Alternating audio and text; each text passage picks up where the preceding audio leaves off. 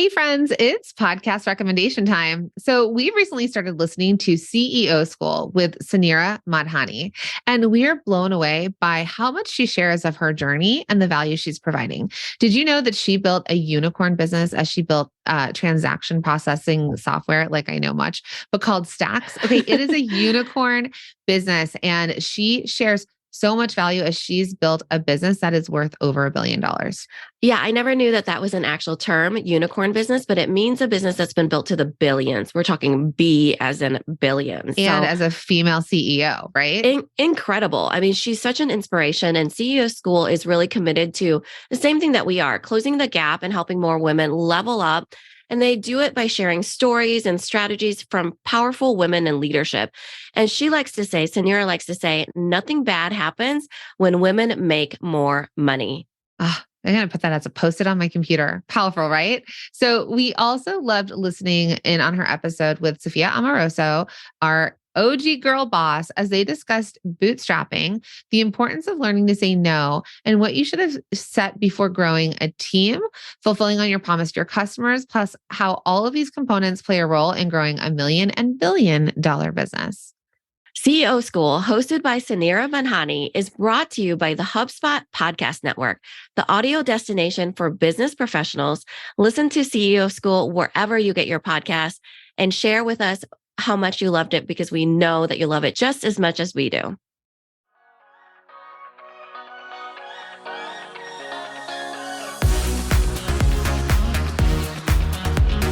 Welcome to the Product Boss Podcast, where we're dedicated to helping product-based business owners turn into revenue-generating, successful, happy product bosses. I'm Jacqueline Snyder. And I'm Mina Kunlo-Sitep. Together through digital courses, coaching, and masterminds, we've helped over 50,000 students from startup to multi-million-dollar businesses scale their sales while blending in their dream life. It gets lonely out there in the product business world. We fully believe a business shouldn't be built alone. There's room at the top for all of us. So let's get scrappy and creative together, Product Boss, to be profitable, make more sales, and grow your visibility. Are you ready? Let's dive in. Hey friends, Jacqueline here. Mina is out sick, but it doesn't matter because we have such an amazing episode. Not that it doesn't matter. We love Mina and she brings so much to the show. But I wanted to bring on, actually, this is a friend of mine that is doing amazing things in the world. We actually started off as neighbors when I was living in New Jersey. We became friends, we've collaborated, and I'm so excited to have her on the podcast because she has written a new book and is a professor and is just an incredible human being. So I wanted to welcome Dr. Rashida L. Weaver. She is the founder of Weaver Social Enterprise Directory. Rashida, welcome to the podcast. Thank you, Jacqueline, for having me. Thank you so much. So excited. It's been a while. We became friends during COVID. And I remember us sitting outside in my backyard, like having coffee and trying to be friends at 6 feet distance. Yeah, those are good times. They were. And now we're 3,000 miles apart. But I'm just so glad that we ended up, becoming friends, lifelong friends, and all the amazing things you're doing. So tell our listeners a little bit about what you do and what Weaver Social Enterprise Directory is. Yes. So I've been a professor for 5 years now of entrepreneurship and innovation. I've taught over 1,000 students globally because actually this summer I just taught in Spain to students from almost 30 different countries. So that was pretty cool. And Weaver Social Enterprise Directory was launched in 2018. I did my dissertation on social enterprises, which are organizations that aim to combat social problems. So to give you some examples of them, because that term is, well, my book is called Social Entrepreneurship, a Practical Introduction, because most people don't know the term. So it's an introduction. So a social enterprise is an organization that aims to combat social problems. Some examples would be like Newman's Own. So we've all heard of Newman's Own. They're a for-profit company. They sell salad dressing, mints, all kinds of things. And they donate all of their profits to charity. And so they have a for-profit and nonprofit combination so that they can do social good. So that's what I study. And my book is coming out. And it'll teach people how to develop social enterprises. Weaver Social Enterprise Directory because this is such a new concept, really started out just tracking social enterprises in the United States. So if you go to my website, socialenterprisedirectory.com, you'll see that I've tracked over 1,200 social enterprises in the US. And we have the largest population, but we don't have a complete number. But I started that process back in 2018. Then it turns out that social entrepreneurs, they were really excited about the directory. They started reaching out to me and saying, but can you also train us? Because even though, you're mapping the field, what we need right now is to learn how to operate a business that's doing social good, but how do we also make money? And more money, not just because a lot of social organizations tend to make limited funds, like nonprofit organizations, but they wanted to know how to amplify that. And that's what I'm doing now. I'm teaching them how to grow their impact. That's incredible. And so what you're saying, because I know that we've coached, we have thousands and thousands of students, and there's a level of businesses and business owners that are listening here that want to have a social give back, right? They want to have a component to their business in which they are able to give back to a cause or something that's really important to them. They just want more impact. Now, I think there's this stigma or something where it's like, I can do that, but I can't be profitable, right? I can do that, but I can't grow this business. So do you talk to people then about how they can give away or be, they can still support social enterprises, for example, with giving money back, but also to their family and growing an incredible business and having employees and living a beautiful life they've imagined? I'm so happy you asked me that question. Yes. So the mission behind my book, it's literally a driving question that is driving all of my work, is if I teach good people how to make money, will they do more good with it? Because there is that stigma. There is that stigma of, if I'm doing work for the community, should I be rich? Or if I'm a pastor, should I have money and should I be driving a certain kind of car because I'm supposed to be serving the people? But here's what I think. And this is the whole idea behind the book is, I've met some of the most phenomenal human beings that are doing good. But if they're broke, there's a limited amount of good that they can do. Like financially, if they're financially insecure, they just cannot, there's a limitation to it. Also, being from the Bronx, New York, I came up from the Bronx, New York. I'm a first generation American. My parents are of Jamaican and Cuban descent. It's not very inspirational. It wasn't inspirational for me to see you broke, exhausted, feeling underappreciated, but doing so much good for your community. As a young person growing up in that environment, I wanted to do well, and most people do. And I feel like if you're not doing well, but you're doing all this good, it's literally, it's just not inspirational for other people. And I feel like when you are doing that good and you are taking care of yourself, as well as taking care of your community, then that inspires more people to do that and go along that path. So good. Yeah, I think, and that's the thing, right? I think it depends on where we've come up, and we all have different relationships with money. Some people believe money grows on trees, or, you're a first generation American, I am as well. And our parents had to start from nothing. Then there are other people that attach money to the root of all evil, for example. But it's so true that if you can make money, if you can give back, right, that you have the spaciousness in your life to do good in the world. And it's not about being selfish, and it's not about, anything that's against good, I guess. So I love that you're really helping people with that. So let's say somebody out there is thinking, okay, I either have a business that is already, is for social good, and it has it's a social entrepreneur, or someone who's like, I really like this idea, I've just never known what to do. What would be a tip or a first step for them to take? The first step is the most common. I call it social impact models. So you already have a regular business and you're generating revenue, but now you want to design your social impact. You want to have a social impact. The first and easiest step, the most popular model, is what I mentioned with Newman Zone. So you're giving away money or giving away some kind of resource. And that's a great starter because it's easy, right? If I make a certain amount of profit, I can give that away. I don't have to give away all my profits like Newman Zone. Warby Parker, for example, is an eyeglass company. Their products are affordable, which is a part of their social mission. But every time you buy a pair of glasses from them, they give one free. Another step same thing also, Tom's shoes. Tom's shoes, every time you buy a pair of shoes, they give one free to someone that needs it, usually in developing countries. There's another level to this where we call it social hiring. where, so for example, I live in Jersey. There's a cafe here called CK Cafe in Camden, New Jersey, that it has a soup kitchen, but then they advanced the soup kitchen to then having a cafe that anyone can go to. They actually have some contracts with government, like Rutgers University. They can host meetings there, and that's how they generate revenue.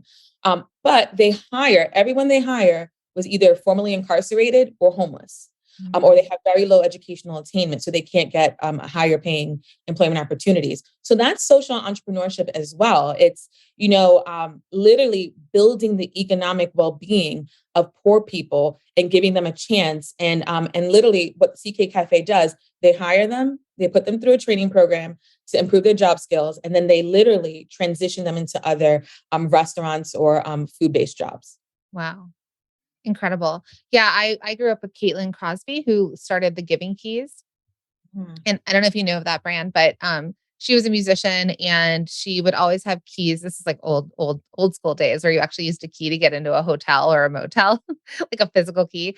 And she started saving them and then kind of engraving words on them. And then it kind of is inspired by the Giving Tree, where the children's book, where the tree just kept giving parts of it away to the boy. And so she was inspired by the keys that someone would get it. And let's say I have one that says inspire, and you wear it for when you need it. And then eventually you pass it on and you give it to somebody else. But here's the other side of this. She would employ folks out of homelessness. So same thing. So she trained them into being basically her production team in downtown Los Angeles. And she gave them opportunities, trained them, and then gave them, and she still has so many of them that have stayed with her and grown as the business has grown, because now it's a huge business, like huge. So it's incredible, because I always thought, Caitlin's, she's a beautiful young girl, think musician. And there's so much fear sometimes around stepping into working with people who were previously incarcerated or people who came out of homelessness. And I think there's fear, and maybe people don't trust. They don't trust in the good of people. And so I was always just so impressed by her taking that leap forward and having trust and faith that like doing good for others could then do good for others, and it passes it down. And it's just been, I think, over a decade of her giving back to the community and then also employing people. So, if anyone's thinking, oh, that's a really incredible idea, where would the models you're saying are that it could be like about employment, or it could be about sort of give back and profit? Would you say those are the two ways that you talk about it in the book? Yeah, well, there's 10 ways I talk about it. 10 ways. Oh, so we're going to have to read the book. So it could also be, yes, read the book. Yes. There could also be like some kind of resource provision. So for example, a lot of doctors will start a social enterprise to donate medical supplies to people in different countries that don't have it, or to doctors in other countries that don't have it. They might even provide just shelter and housing, like transitional housing, for example, rehabilitate an abandoned building and make it affordable housing in a particular community. So there's so many different ways to do this. So many ways. And why do you believe that social entrepreneurship is the future of business? Well, yes, because, we're living in a time where we've just seen so much trauma. We've seen so much societal problems, recession after recession, inflation, people losing their jobs, climate change. And what we've literally seen, the data, the Global Entrepreneurship Monitor, which is one of the largest surveys on entrepreneurial activity around the world. And they found that there's an increasing number of entrepreneurs that want to do something good. That's literally, they haven't heard the term social entrepreneurship, but they feel like if they can make more money, they can do something about the issues that are happening in the world. So people want to take action. And so I do believe it's the future of business for that. We've also seen over the last 50 years, because the field has been around for about 50 years, so it's still young. But the activity has just been increasing with the newer generations, especially millennials, Gen Z, just have more of a heart to want to do something for their community. And I think in part because we're facing, I'm millennial, just a lot of challenges that didn't exist. Like even the COVID-19 pandemic, things like this that are affecting our world that just weren't happening in the past. Hey friends, are you unsure of what to say on social media or what to even send in your weekly emails? Well, what if creating content could be easy? Would you be looking for a shortcut to creating consistent content? Yes, consistent content, because you know consistency is key. Well, let me tell you, you are not alone when you feel like you're struggling on what to post or what to write in emails. And we know that you have that product part of your business down. But as you're listening to this podcast, you probably already know that to get more people to your products, to buy your products, you need to create great content. Oh, I know. I keep saying content, and that's the dreaded C word. And we can't tell you how many product bosses tell us that they want to create great content for their audience and their customers, but they don't know what to say, or they are so busy they can't find the time, or they really, really, really don't want to be the face of their brand. Well, no worries, because that's exactly why we created A Year of Content. It is your shortcut to creating consistent content that resonates with your audience and brings more loyal customers who can't wait to buy your products. If you want to see how easy this is and how easy it is to create content for your audience and your customers, head to www.ayearofcontent.com.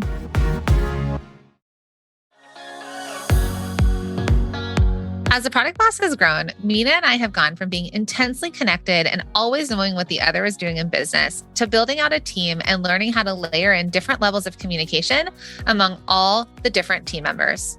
We've learned from experience that when there's a communication breakdown between the different roles of the business, the customers are the ones who may suffer the most. And that's not what we want at all. Nope, not at all. We prioritize and strongly value great customer experiences from start to finish every time. Creating great customer experiences starts with having a full picture. And having the full picture starts with having teams that are connected. HubSpot helps your team stay and feel connected. They can finish each other's sentences, sales pitches. Yep, it's that kind of connected. Yes, and the HubSpot CRM platform is carefully crafted from the ground up, designed to unite your data, apps, and teams in a single, easy-to-use system. So instead of wasting valuable time tracking down information, your teams can spend their time having conversations where it matters most, with your customers. Learn how HubSpot can help your business grow better at HubSpot.com.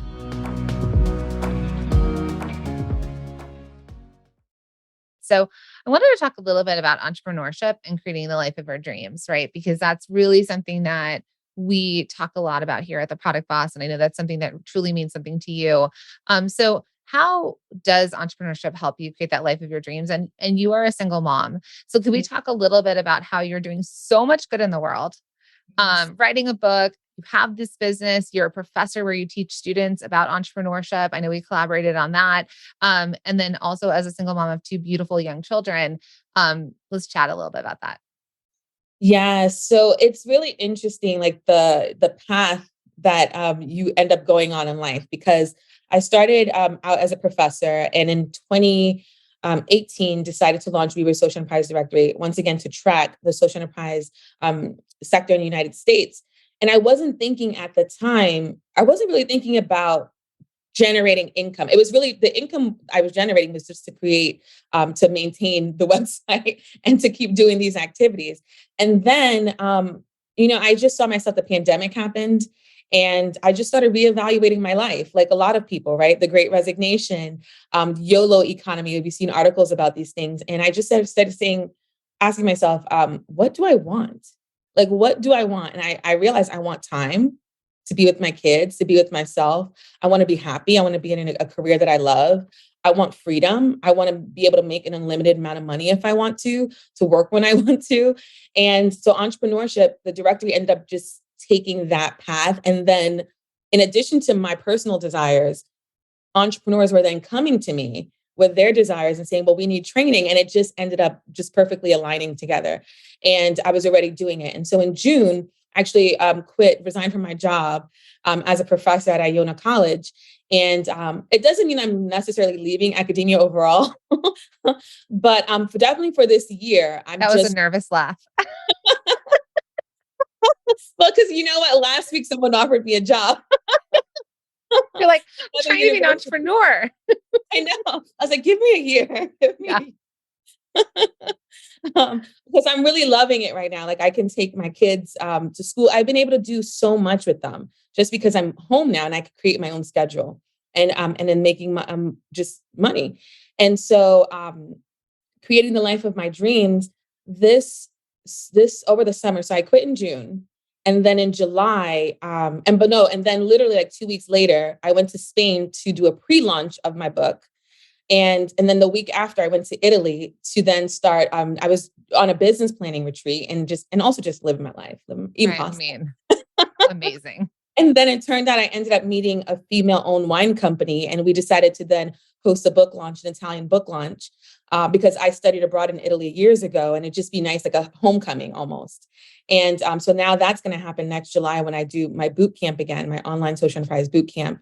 I did that in July, and that ended up the turnout was just amazing. I didn't know. I knew it was going to be great, but I didn't know the impact it was going to have on the lives of the entrepreneurs that participated. And so now we're going to do the next one in Italy in July, and it's just exciting. And I'm bringing my kids.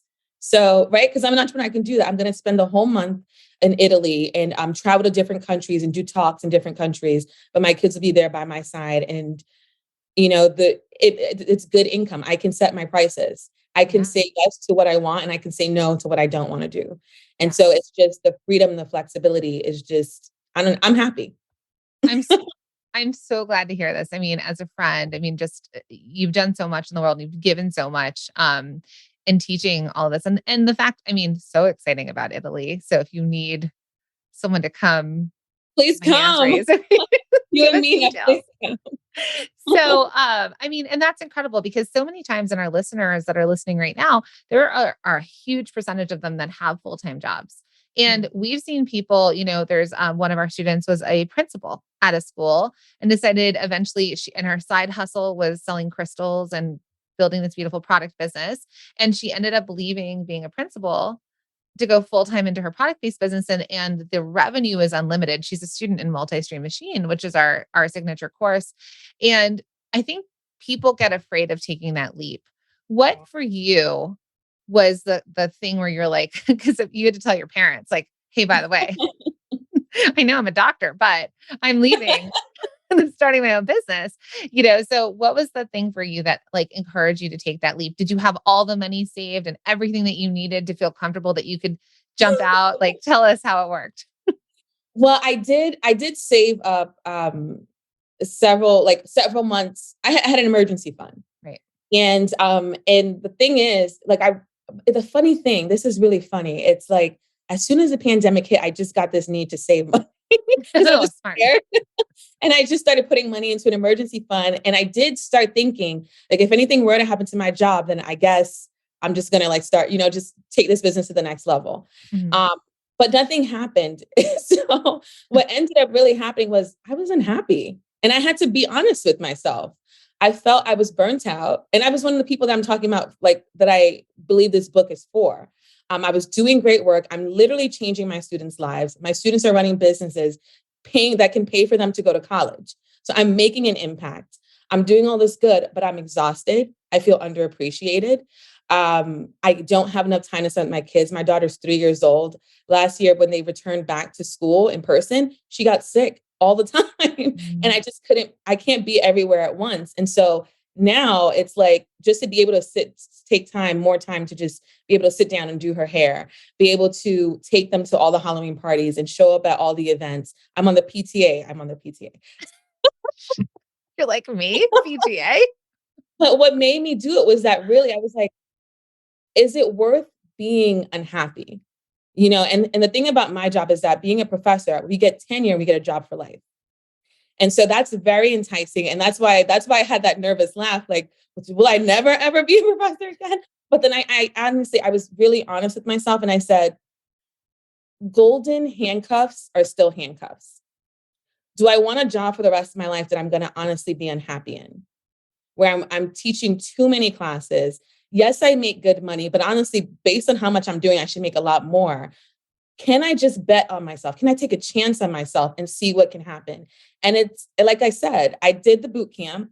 I wasn't even really planning it. I was doing the boot camp. The funny thing about that, I was planning on just relying on my books and speaking. but my boot camp was already up on the website and people just started purchasing it. And I was like, okay, this is a sign from God because now I have to do the boot camp because I already purchased the ticket. Always works like that. You're like, now I have to deliver. Exactly. So it was literally like everything just started coming together. I wasn't happy. The boot camp sales started coming in. And I was like, I'm just going to do this. And I don't think I would have done it before the pandemic. I think I really, coming from poverty and having immigrant parents, I wouldn't have done it. I feel like that was honestly what was holding me back was the need for security. But I said, screw security. I need happiness because if I'm not even happy, I could have all the money in the world. But if I'm not healthy, it doesn't matter. And I'm not healthy because I'm unhappy. So good. All right, my friend. So tell our listeners how they can buy the book. How can they connect with you? I think there's a lot of people out there that might want to reach out to you even on Instagram to ask you questions if they have this idea of social entrepreneurship. So share with us. My Instagram handle is at Rashida Weaver _PhD. My website, that's the best way to get in contact with me. www.rashidaweaver.com. And what else? Oh, I have lots of information on there. So I have coaching, I have the book coming out.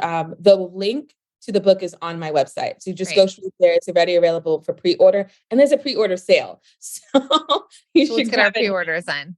Yes. And I'll be hosting a book launch party in hopefully at NYU in January. Yeah. Amazing. I'm so excited for everything that's coming your way. You're an incredible human being and an incredible friend. And thank you for being on the podcast.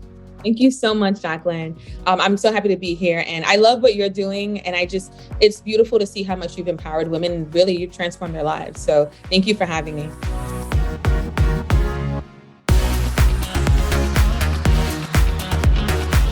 Thank you for being here and listening all the way through the Product Boss podcast. If you love our show and it has helped you in any way in your business, would you mind doing 2 things for us? Subscribe to the show so you never miss an episode and leave us a review. Reviews help other product entrepreneurs know that this is the place to be to grow their businesses and realize that they're not alone. And we know that you all know that a 5-star and honest review helps you sell more products to more people. So you know that your reviews help us reach more listeners around the world. Remember, what we give is what we receive, and we are all about helping each other in the Product Boss community. We are all in this together. We would be so appreciative of you if you could take the time right now to subscribe, leave a review, and even share this episode on social or someone you know so we can impact more lives. And remember, subscribing means that you will get notified each time we release a new episode so you never miss a thing. You have helped us grow and climb into the top 10 of all marketing podcasts, and together we can keep climbing. Thank you, friends. And remember, there is room at the top for all of us.